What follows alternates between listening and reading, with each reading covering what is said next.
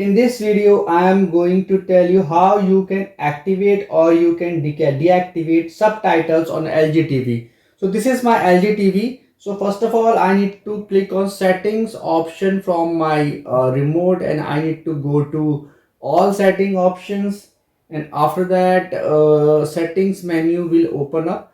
These are the option, and at the bottom you can see accessibility. Just select accessibility, and after that you need to first of all turn on subtitles. This is turn on subtitles. This is off as of now. You can just tap on this and you can see your select your language. My select is Hindi. You can select any language from here. You can change it anytime you want, so it is very easy to change. And after changing it you can select the language, and after that you can turn on this subtitles. So now subtitles are on, and in case you want to turn it off, just go to the same option and turn off this.